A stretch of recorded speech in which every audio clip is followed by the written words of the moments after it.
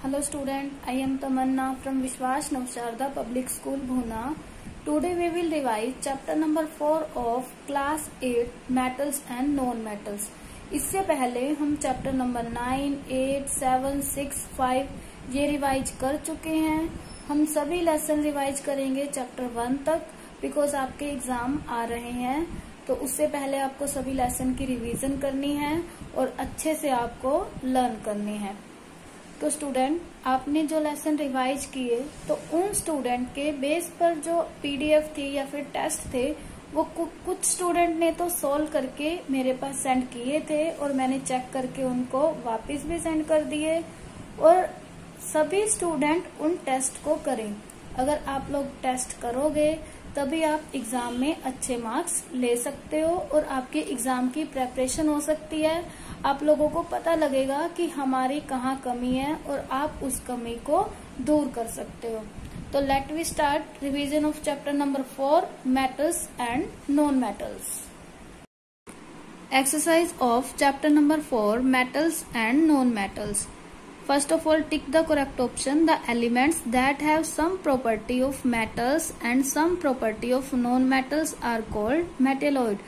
Means ऐसे element जिनमें कुछ प्रॉपर्टी मेटल्स की हैं और कुछ नॉन मेटल्स की हैं, उन्हें हम क्या बोलते हैं? Metalloid. Second question is the only metal that exist as liquid at room temperature is.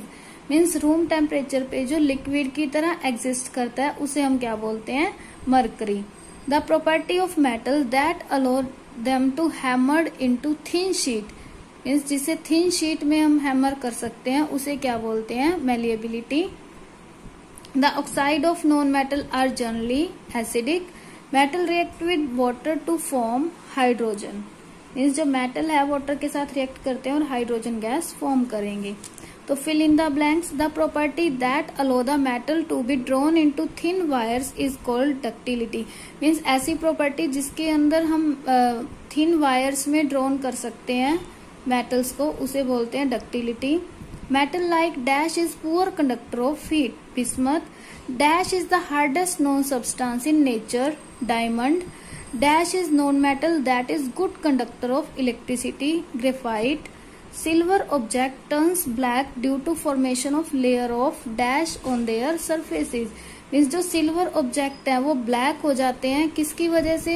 क्योंकि उनके ऊपर उनके सल्फाइड की एक लेयर फॉर्म हो जाती है जिसकी वजह से वो ब्लैक हो जाते हैं। नेक्स्ट क्वेश्चन है match the following. Platinum use to make electrodes in electrolytic cell. Sulphur used in skin ointment. Chlorine used for disinfecting water. Copper used in making calorimeter. Nitrogen used to preserve body organs. Next है true false. State whether the following statement are true or false. देखिए, element are substance that can be separated by chemical method. False. We use silver wire for making solar cell. True. Carbon monoxide is neutral oxide. True. Diamond is bad conductor of heat. False. Hydrogen gas burns in air with pop sign. True. Metal are extracted from their ores. True. Magnesium oxide turns red litmus blue. True. Next question है what happened when copper vessel is exposed to moist air for a long time. देखिए, अगर हम copper vessel को moist air में छोड़ देते हैं लंबे समय के लिए तो क्या होगा? It loses it's shine. मतलब कि अपनी शाइन को लूज कर देगा क्योंकि इसके ऊपर एक ग्रीन कलर की कोटिंग डिपॉजिट हो जाएगी। नेक्स्ट क्वेश्चन है name the second most abundant element in the earth crust. Iron. What is formed when metal react with oxygen? Metal oxide. Name the metal that is used in house hold electric wiring. Copper. Name one metal that is highly unreactive. Gold. Name a solid metal and a liquid metal. Solid metal कौन सा है? Iron. कोई भी metal का example दे सकते हो। Solid तो बहुत सारे हैं बट लिक्विड एक ही है, वो क्या है? Mercury.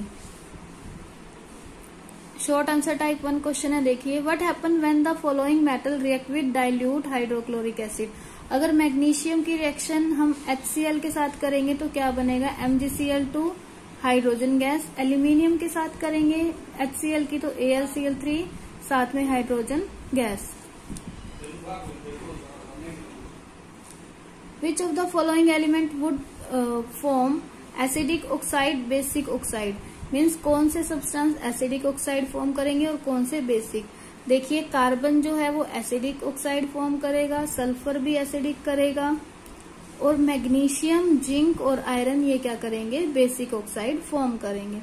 What is meant by rusting of iron? देखिए रस्टिंग ऑफ आयरन क्या है?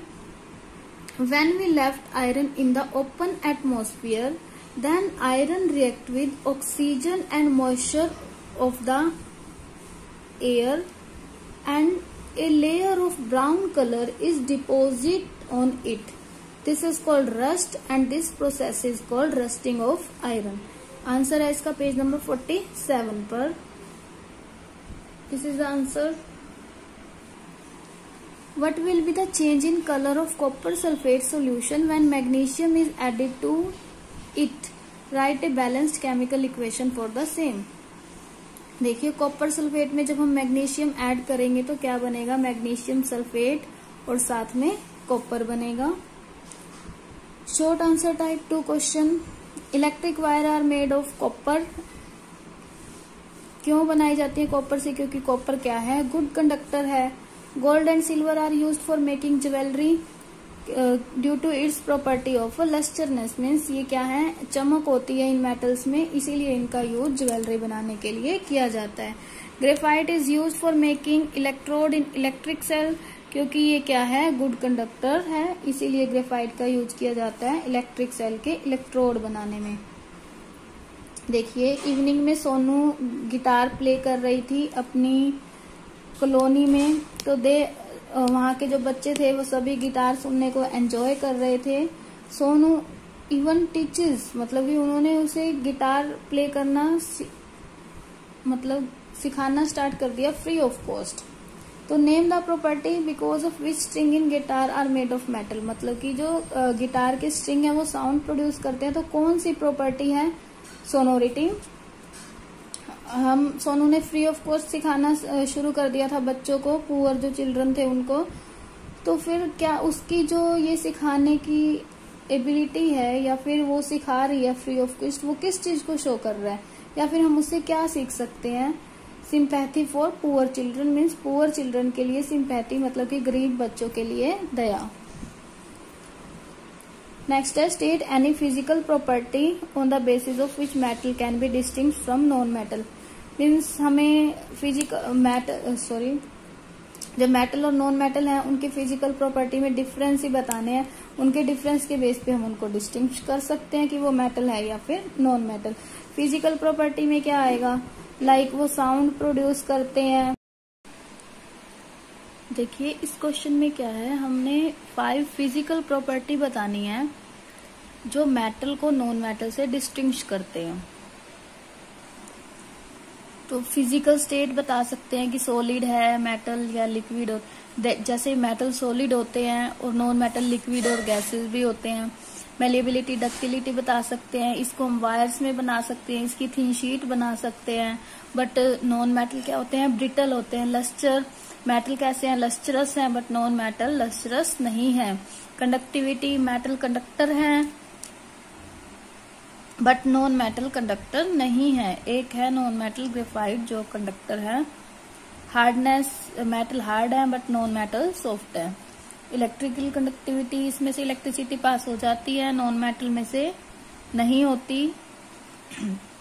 ओनली ग्रेफाइट है जिसमें से हो जाती है पास। सोनोरिटी, मेटल साउंड प्रोड्यूस करते हैं बट नॉन मेटल नहीं करते।